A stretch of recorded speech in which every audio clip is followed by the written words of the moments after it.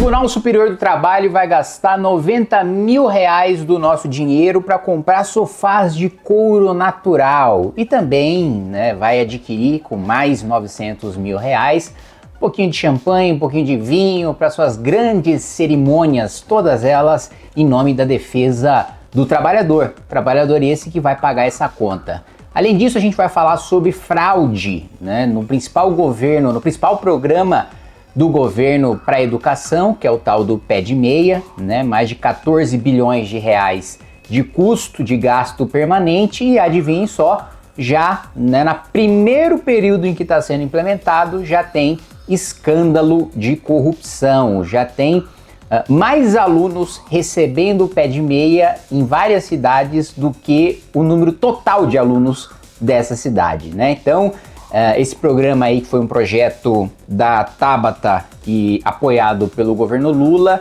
tem se demonstrado um grande fracasso, apesar de conceitualmente copiar uma política pública que funcionou em países desenvolvidos, mas como sempre na hora da gente importar e transformar uma política pública aqui, distorcem o programa e tiram os mecanismos de incentivo que levaram esse programa a ser um sucesso lá fora e que aqui já está sendo um fracasso. Também vamos falar sobre a criança de 3 anos que foi expulsa da creche por transfobia. Exatamente, uma criança de 3 anos foi expulsa da creche por transfobia. Acho que essa criança de 3 anos não sabe nem pronunciar a palavra transfobia, mas ela já foi expulsa da escola por isso. E para fechar, com boa notícia, mais uma pesquisa, dessa vez a Genial Quest, mostrando a aprovação do Lula despencar e a desaprovação aumentar. Vamos lá! Antes de continuar esse vídeo, eu vou pedir para você se inscrever no canal, clicar no sininho para receber as notificações, deixar o seu like e compartilhar esse vídeo. Lembrando que nós estamos com as matrículas abertas para a Academia Valete para você que quiser estar ao nosso lado e participar deste que é o melhor curso de formação política do Brasil. Vamos lá! O Tribunal Superior do Trabalho, TST, deve gastar aproximadamente 90 mil reais com sofá de couro natural. A unidade de uma das peças chega a custar quase 5 mil. Conforme o TST, a mobília vai decorar os gabinetes dos ministros. Olha só que maravilha. Além de suas salas de reuniões e das sessões da corte. Olha só, aspas. O que diz o TST? Aqui nós somos justos, nós damos o direito de resposta. Tal medida baseia-se em uma nova mentalidade presente na Justiça do Trabalho, que visa privilegiar iniciativas voltadas à proteção ambiental, como comprova o Guia de Inclusão de Critérios de Sustentabilidade nas Contratações, o qual tem como meta estimular o desenvolvimento de uma cultura de responsabilidade socioambiental entre os atores envolvidos nos processos de contratações de bens e serviços da Justiça do Trabalho. Que bonito, Chega e emociona você ver nossos excelentíssimos doutores, juízes do trabalho, ministros do TST, justificando, com tamanha erudição, comprar sofás de couro, 90 mil reais do custo total. Tudo em nome do quê? Da sustentabilidade, da proteção ambiental, e de desenvolver uma cultura de responsabilidade socioambiental. Gente, essa é uma das maneiras mais tocantes que eu já vi, de você justificar um rico privilegiado com dinheiro público utilizar o dinheiro do mais pobre para luxo. Outros gastos do TST, diz aqui a matéria da Oeste, que em janeiro, a coluna revelou que o TST reservou cerca de 900 mil reais para realizar coquetéis e coffee breaks durante um ano. As bebidas alcoólicas, ó que maravilha, tribunal comprando pinga com o nosso dinheiro. Incluem espumantes Brut, Casa Perini, Chandon, Miolo, Salton, Casa Valduga, Arte Brut, eu não sei se eu estou pronunciando direito porque eu não entendo nada de espumante, assim como eu não entendo nada de vinho. E aqui, Cordeiro com Piel de Lobo, Malbec, Morandê, Santa Helena, Alta Vista e Argento, tudo pago com nosso dinheiro. Ainda segundo a encomenda do TST, o cardápio deve incluir canapés de queijo brie ou gorgonzola, folhados de bacon com fios de ovos, deve ser bom isso aqui, hein? filé mignon, risoto de tomate seco, entre outros pratos. Olha só que maravilha, hein? Você, trabalhador, tendo o seu direito muito bem defendido pelo TST. Olha, o judiciário brasileiro é caro de maneira geral, mas proporcionalmente, né, uma das justiças especiais mais caras que nós temos, se não a mais cara, é a Justiça do Trabalho. E uma Justiça do Trabalho que, convenhamos, é uma justiça que, independentemente do que prevê a lei, já coloca o empresário como o bandido, já coloca o empresário como o culpado, né? Tem vários casos esdrúxulos, mas eu me lembro de um agora, né? O Arthur Duval, nosso querido Mamãe Falei, ele já tem vários empreendimentos, né? Um deles é um posto de gasolina, né? Acho que ele chegou a ter 2, 3 postos de gasolina, e teve um caso, né, de um sujeito que pegou o boné do posto, né, tirou uma foto, né, e entrou na Justiça do Trabalho pedindo indenização, alegando que trabalhou 2 anos no posto de gasolina sem receber nada, né? O que aconteceu? Para não ter que responder o processo, né, e ter o custo do advogado e bababi, bababá, e o risco ainda de ser condenado, ainda que a acusação seja esdrúxula, o Arthur fez um acordo, acho que de pagar 5 mil reais pro cara. Agora para pensar, olha a insanidade, né? Você trabalhou 2 anos sem ser pago. Primeiro, como você aceitou trabalhar 2 anos sem receber, e como você sobreviveu trabalhando 2 anos sem receber nada. Muito bem, esse é o primeiro ponto. Segundo ponto, você trabalhou 2 anos sem receber e você aceita um acordo de 5 mil reais? Pô, você ficou 2 anos trabalhando sem receber? Pô, precisa ter uma indenização milionária, trabalho escravo isso, né? E você não topou 5 mil e a justiça achou por bem homologar esse acordo e achar isso razoável, né? É um negócio assim, assustador, né? Não à toa, eu estou, né, quase conseguindo aí 100% das assinaturas, acho que já estamos em 88% das assinaturas necessárias para PEC antiprivilégios, para super salários, inclusive de juízes e promotores trabalhistas. E também, após ler essa matéria, eu decidi apresentar um projeto, estou desenhando esse projeto ainda, que determina, eu vou ainda desenhar direito como que eu vou escrever isso para ficar juridicamente bonito, né, com uma boa técnica legislativa que se encaixe na legislação correta, acredito que deva ser a lei de licitações, mas que coloque, né, que qualquer aquisição, qualquer licitação, né, de compras de alimento, bebida, para eventos, né, de quaisquer dos poderes, né, eventos aí financiados com dinheiro público, devem seguir, né, uma modicidade, ele deve seguir, né, uma razoabilidade, e não pode ser bebida ou comida de luxo, né, cara paga com dinheiro público, né, tem que ser uma coisa que esteja num padrão de classe média, que não esteja em algo, né, que só os ricos, né, um luxo com dinheiro do pagador de impostos. Eu iria até além, né, e proibiria até o judiciário de ficar fazendo esses coquetéis, porque não tem nada que o judiciário fazer coquetel, tem que o juiz decidir e ponto, acabou. Mas, para o projeto ter chance de ser aprovado, vou apresentar esse aí, mas futuramente posso apresentar um outro, depois desse ter sido aprovado, mais rigoroso, né, pra gente ir caminhando a passo. Vamos lá. Falar sobre pé de meia agora. Matéria do Estadão, André Chalders, né, diz o seguinte: cidades da Bahia, Pará e Minas Gerais, no pé de meia, tem mais gente recebendo benefício do que aluno matriculado. Olha que coisa boa. Olha só, levantamento do Estadão encontrou 3 municípios em que os dados de matrícula das próprias escolas se chocam com os dados do MEC.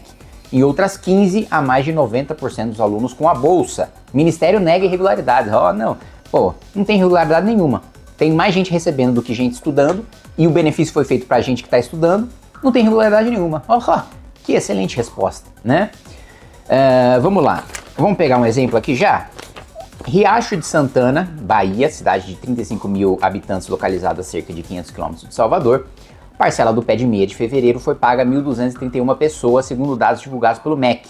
No entanto, segundo a direção do único colégio público que atende o ensino médio na cidade, há, no momento, 1.024 alunos matriculados. Ou então, tem 1.231 pessoas recebendo e 1.024 alunos matriculados. Ou seja, tem alguém embolsando este dinheiro sem poder. E por falar em embolsar dinheiro sem poder, O Estadão encontrou servidoras das prefeituras com rendimentos líquidos de mais de R$ 5.000 mensais, listados como responsáveis por jovens que receberam um pé de meia. Qual que é o problema disso? A regra do pé de meia diz que a renda, né, da família do jovem que recebe o pé de meia pode ser no máximo até meio salário mínimo per capita, ou seja, R$ 759 por pessoa. Então, uma família que tem aí, né, 5 mil e uma única pessoa recebe R$ 5.000 líquido. Aí vamos supor que tem um marido, esse marido não trabalha, tem o filho não trabalha, né? A conta não fecha, dá muito mais do que metade de um salário mínimo per capita. Isso se a gente partir de uma premissa que na maior parte das vezes é falsa, de que o marido, no caso, não trabalha. A maior parte dos maridos trabalham, então já tem um aumento ainda, um acúmulo dessa renda per capita. Nos dados divulgados pelo MEC, uma das pessoas listadas é a Amélia de Souza Oliveira. Ela aparece como responsável por um estudante de menos de 18 anos que recebeu R$ 1.000 do pé de meia em fevereiro. No entanto, a Amélia é professora da rede municipal em Riacho de Santana desde 2019, com salário líquido de R$ 4,3 mil. Mesma coisa, vários outros casos que são levantados aqui, renda de 5,3 mil, renda de 5,9 mil, renda de 5 mil e todos recebendo benefício ilegalmente. Onde concentra-se, qual que é a estratégia do governo Lula por trás do pé de meia? Vocês acham que o governo Lula está preocupado com a qualidade da educação, com a evasão escolar?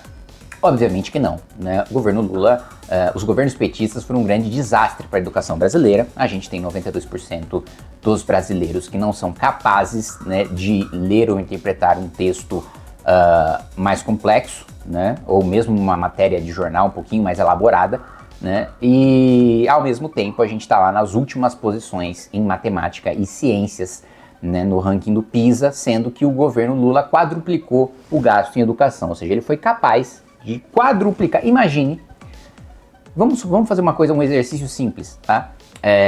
Você tem hoje um dinheiro para pagar, vamos supor que você está me assistindo hoje e pague uma escola particular para o seu filho. De repente, você tem 4 vezes mais recursos para pagar pela educação do seu filho. Imagine que você tem a capacidade de colocar o seu filho numa escola que é 4 vezes mais cara, né? E o seu filho, em relação a outros estudantes de outras escolas em que a mensalidade é 4 vezes menor, conseguiu ter um desempenho pior. É isso que o governo Lula fez. Se a gente se compara com outros países pobres, como o Brasil, né, em desenvolvimento, a gente conseguiu, em termos proporcionais, aumentar mais o nosso gasto com educação do que outros países, né, e piorar a nossa posição em relação a esses outros países no PISA. Caso clássico que eu sempre cito, Coreia do Sul, né? E aí o governo Lula cria esse programa que é feito para quem recebe até R$ 759 por pessoa, né, na família, renda familiar per capita, e que o aluno do ensino médio vai pelo menos 80% das aulas no mês. Em fevereiro desse ano, o benefício foi pago a mais de 4 milhões de estudantes em todo o país. Como mostrou o Estadão, as regiões Norte e Nordeste são as mais impactadas pela medida, o que significa que, coincidentemente, o mapa do pé de meia se sobrepõe, né, com os votos de Lula na eleição de 22, ou seja, aqueles estados em que o Lula teve mais votos são aqueles mais beneficiados pelo pé de meia. Se guardar todo o dinheiro recebido ao longo do ensino médio, o estudante pode juntar até R$ 9,2 mil. O custo anual do programa é estimado em 12 bilhões e 500 milhões de reais. E aqui eu quero repercutir a crítica de um representante do Todos pela Educação, que é uma ONG que tem uma atuação forte na educação.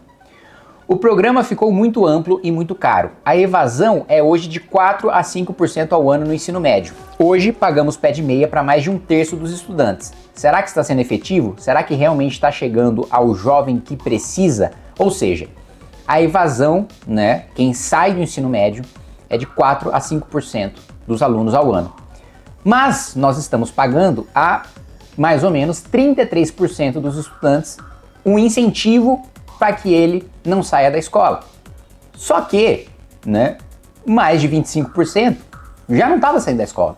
Ou seja, a gente está pagando para nada. A gente não está tendo nenhum tipo de novo incentivo. Esse sujeito já estava indo para a aula e já continuaria indo para a aula. E aqui eu quero colocar 2 pontos para vocês, como ex-presidente da Comissão de Educação. Primeiro ponto, antes do ensino médio, temos o ensino básico.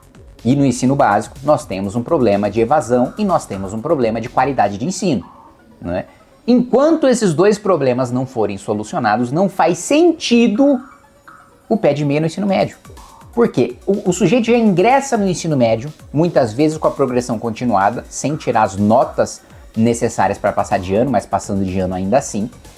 Ele já chega no ensino médio sem a capacidade de aprender as matérias de ensino médio. Porque ele já não aprendeu do básico. Ele não aprendeu a ler direito, não aprendeu a fazer conta direito, não aprendeu ciências direito, né? Então ele já chega mal. Quando chega, ele já chega mal, né? E ainda tem aqueles que não chegam porque já largaram no ensino básico. Então, qual que é o sentido de eu criar um incentivo primeiro para o ensino médio do que para o ensino fundamental? Se eu não terminar o ensino fundamental, eu nunca vou chegar no médio. Ou, se eu terminar o fundamental, mas o fundamental for ruim, não vai adiantar eu chegar no médio. Entende? Então, é uma coisa absolutamente irracional. Mais uma vez, também não adianta enquanto, né, jorra-se muito dinheiro, né, na educação sem análise de qualidade, né? É sempre o discurso, é sempre corporativista, né? Mais dinheiro, mais dinheiro, mais dinheiro, né? Mais salário, mais estrutura. E na prática não tem avaliação, não tem responsabilização de diretor de escola ou de professor que não tem um bom desempenho. A gente não consegue garantir lei e ordem na sala de aula para o professor que é sério, para o professor que é bom, para o professor que quer dar aula, né? Esse professor, ele muitas vezes não consegue impor sua autoridade em sala de aula, né? Eu, inclusive, tenho pesquisado a legislação em países desenvolvidos para desenhar um projeto que penalize o estudante e a família do estudante que não se comportar em sala de aula. Perda de programas sociais, por exemplo. Porque aí sim, sentiu no órgão mais sensível do corpo humano, que é o bolso, aí o moleque tem que se segurar. Aí o moleque tem que obedecer a autoridade do professor. Acabar, né, com essa mentalidade de esquerda, essa perspectiva de que o professor ele é um igual, de que ele está em igualdade de condições com o aluno, de que eles estão tendo uma conversa entre iguais, um debate entre iguais, de que o professor tem tanto a aprender com os alunos do que os alunos têm com o professor. Isso é mentira. O professor está numa posição superior de conhecimento, superior de autoridade.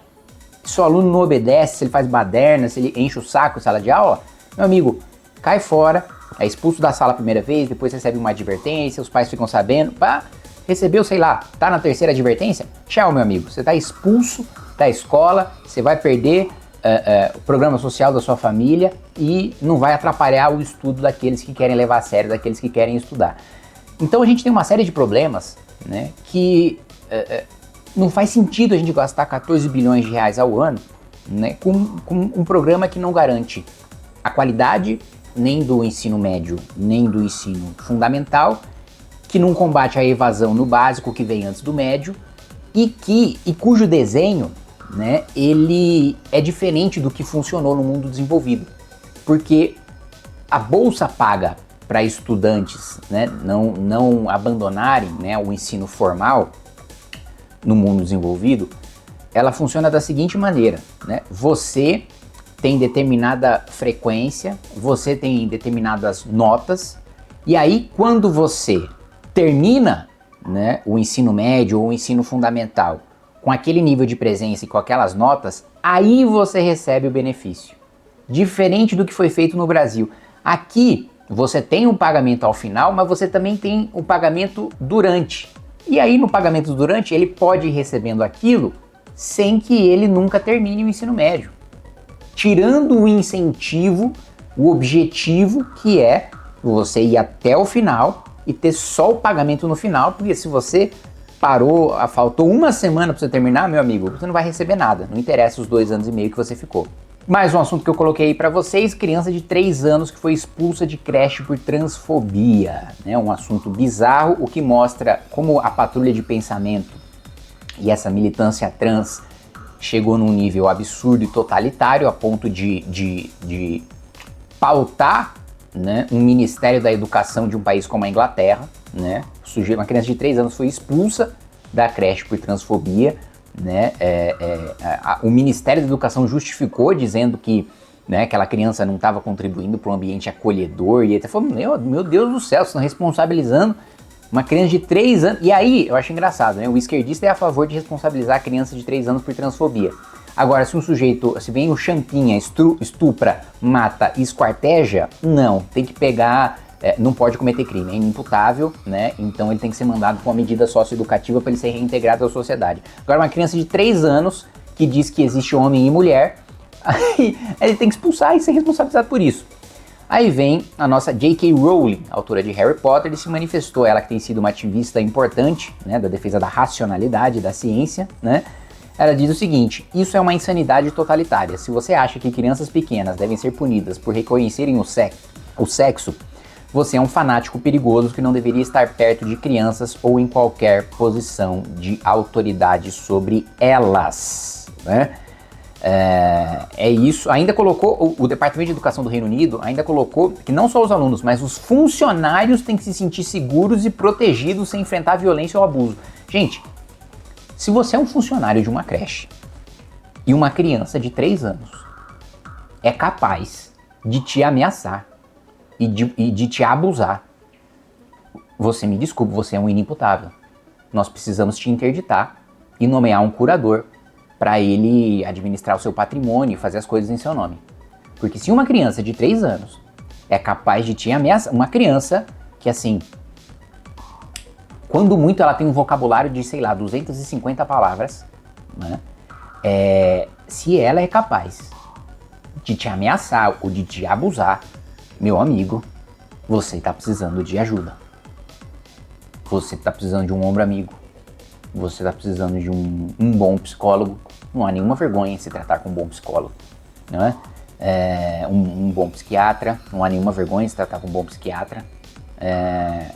Você não tá bem, né? Quem também não tá bem? Lula. Vamos lá, Genial Quest. A aprovação de Lula despencou em janeiro, né? Janeiro para março, de 47 para 41. E a desaprovação sobe de 49 para 56. Lembrando que eu fiz aquele vídeo falando que o Lula perde para todos os candidatos e que nós teremos candidato à presidência da República pela missão. Espero que a gente defina ainda no final deste ano, para já no ano que vem estar nas pesquisas do primeiro semestre, o mais rápido possível. A gente já colocar o nosso nome na rua, fazer a nossa campanha, eleger a nossa bancada de deputados, fazer com que esse candidato atinja um mínimo de porcentagem para ser chamado para os debates de televisão, a gente mostrar o nosso programa de país, que é o melhor de todos, mostrar que a gente tem a melhor qualificação para de fato governar esse país e transformar esse país num país sério, num país desenvolvido. Teremos, portanto, candidato, né? Vamos fazer prévias, vamos fazer debates internos, vamos transmitir para vocês debates externos também.